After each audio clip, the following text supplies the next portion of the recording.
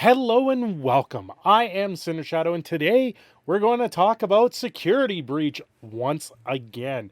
Well, Steelwold Studios has come out with a update on how they're going to fix the game, how they're going to change up a lot of things on it. So I figured, you know what, let's go over it, let's talk about this, and try and divide what's going to happen here in the near future for Five Nights at Freddy's Security Breach. Well, that's right. We've got an upcoming patch preview coming out on February 2022. So in a couple weeks, this was posted on the 25th. I haven't had time to update this, and I figured this would be a good start to getting into the roll of things right now. Hey everyone, Ray McAfee here with a quick update on what's going to happen over at Steelwool. Specifically, the details of our first major patch and what you can expect to be released early mid-February. So probably the second week in February, maybe at the end of the week, we're going to see this patch come out.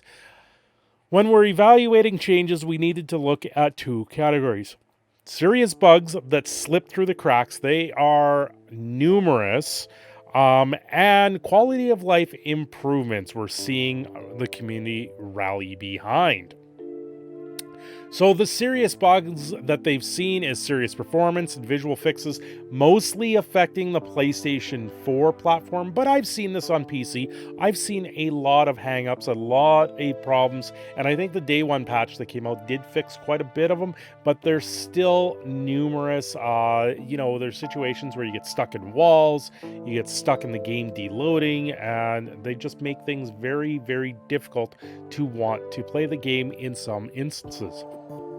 We've made changes to this jump scare functionality to prevent issues like getting jump scared during the game credits, characters disappearing during a jump scare. There's a couple instances where you're doing the one mission where you've got to do the traditional Five Nights at Freddy door security thing where you've got the two doors. If you get jump scared in that instance, the jump scare never happens. It goes to like a random room around there, and then it just gives you the idea that a jump scare happened. And in some instances, some people were being jump scared and losing their game during the middle of the close or the game done credits. That's a horrible feels bad moment. You're watching the credits roll and then the game over screen comes up because you got jump scared in the middle of them and you can't do anything. So obviously they're going to separate that part of the game away where maybe the animatronics just deactivate or something during that, and the end credits scene just goes on like it's supposed to. Fixing issues like the world improperly loading and unloading. The most egregious example we fixed in the possibility of unloading the entire world when entering Freddy. Well, okay, so this can happen randomly, and right now the easiest thing you can do, you can enter Freddy, hit the jump button or spacebar on the PC version, and it deloads the entire world. Myself, I was starting to think that was a purposeful event that could happen to reach some places out of bounds in the game for some more lore bits or for some hidden features. I know I've play tested a lot trying to get to places that you normally cannot reach when you have the screen unloaded, and there is nothing that is causing me to believe that there's anything hidden in the game outside of that. There is the one instance where I can get up and over in Roxy's Raceway, which they're not really gathering here, so we'll have to wait to see what the patch notes will entail to see if they do a full fix in Roxy's Raceway on the other side there. But ultimately, the unloading in Freddy just seems to be a way to cheat the system and good for speed runners, but not really good for the overall gameplay. So they are removing that so-called bug glitch feature at this point. Additionally, we fixed edge cease case bugs where missions not triggering if events occur in a specific order, getting out of bounds, or under certain conditions, certain exploits get you fun in while you can. There is also a very big one that I've seen where if you go back to the security office after Vanessa grabs you in the elevator scene, you go there and it's your first occurrence of actually running into Vanny, other than Freddy seeing her from the charge station, where Gregory needs to escape by getting the screwdriver. Some games, if you go back to that room and hit the middle of the clothing pile, will reset to that time and it'll be back at 2 a.m. and then you've got to do that all again, and it creates a soft lock for you because certain barricades are back up in the game. Everything seems to be based on time in this game. If you hit a certain time, certain events are positive, or they become a 1 in the binary code system, so they become true. So barricades are set up or barricades aren't set up. You know, there's certain things that happen when you progress through the game, and that was a normal way to try and control the way you get into it. The second category is quality of life improvements. The biggest one they're doing is adding a save station in the atrium for overtime. When you get past the 6 a.m., they are going to create a save station, but only one save station will work. It's allowing you to save between in-game events. Our goal was to make unlocking certain endings more difficult. We succeeded, but at the expense of fun. Yeah, part of the fun of this is unlocking all the lore, unlocking all the items, and that kind of really ruined doing that once you hit the 6 a.m. mark, where you couldn't really go around collecting any more items. You had to go back to your last save file, do all that first, then progress the game. It kind of took away a little bit of the fun and then a little bit of the enjoyment of doing the game. So they're going to give you one save station in the middle of the atrium. Now, I don't know what this actually means, because there's also talk here that they're going to get rid of the out of order events. So does that mean you will no longer be able to pick up the robot head to go back to 5:15 a.m. to give you all the save stations? Or is that still going to be part of the game? We won't know until we get down to the game, because there's some hints saying you need to glitch all the arcade cabinets all at once, and then you'll be able to do a lot more things with that. So it's very strange in that sense if they're going to take that away and not do the rest. We'll have to wait to see where that goes.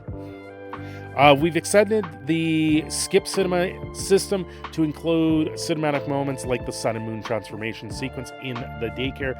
That is a well-needed part of the game. I think there's a lot of other parts where, like the one ending where you can press E to skip, but then you can't skip anything. So hopefully they fix all of those down the line as well. We looked at ways to better telegraph goals and pass forward. For example, the colors of cables in Daycare will now use the same color system as they used in parts and service. So your 4 colors that you had, your red, green, blue, and yellow, they're going to do that in the Daycare. I guess I did run around during the day so I could figure out where they all were, because then you could see them. I think part of that sequence was a little bit tough to figure out and navigate where things were because it was very dark, but I think that also added to the game. So adding a sequence of colors to the cables, I mean, sure, I guess that'll help you determine where they are, but the colors, it's already a very colorful area, so adding colors to them may make it very not so stand out, like the black cable was kind of standing out. It's just there's certain parts of that where you've got to go behind a wall and you can't quite find the way behind the wall. The bigger question here is, why is there 5 generator sets in the middle of a play area for kids? They done a first pass reducing the game's overall size on disc. So certain things like maps not being used, just certain areas where they don't really need to load, they're getting rid of all of that. They've also made some overall balance changes to things like the burn trap boss battle and hiding spots. So some hiding spots just seem to be OP, some don't seem to work at all. It's very interesting what that will be. I think that's going to give the bots a better chance of finding you in maybe some hiding spots, because the way the things currently are with some of the hiding spots, if Chica sees you, she will find you in a hiding spot if she sees you hide.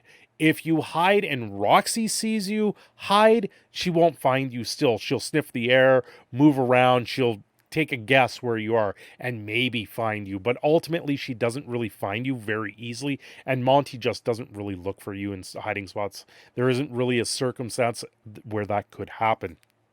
Again, these are high-level descriptions. The patch notes will be more granular, meaning they're going to have a full patch note. So hopefully I can cover that when it does happen. And on top of all of this, it seems some people doing some deep lore hunting or deep sleuthing, they've been able to get into the change logs, and it looks like there is a FNAF DLC in the works. So maybe we'll get some updates with this update to the game, where maybe some of the arcade cabinets do something more. Maybe we'll get a new mini game.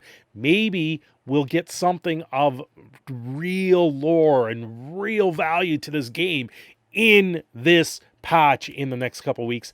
That is my hope. Please, Steel Wool, do something more. We want to be able to solve all the puzzles, but right now it feels like they are disconnected and disjointed from the actual content.